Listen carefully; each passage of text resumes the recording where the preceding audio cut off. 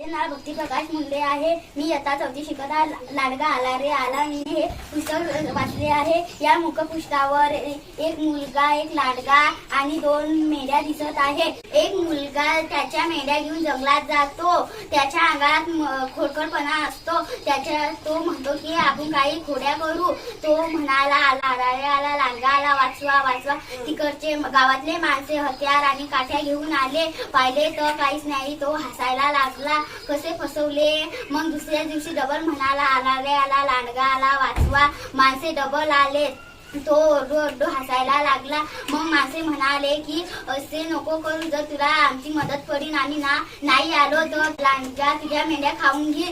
तितक्यात एक लाडका आला। त्याच्या सगळ्या मेंढ्या एक एक करून सगळ्या खाल्ला। तो ओरडायला लागला वाचवा वाचवा। त्या माणसाला वाचले, हा गंमत करू राहिला। त्याच्या सगळ्या मेंढ्या खाऊन घेतल्या। खोटी बोलू नाही, खरं बोला।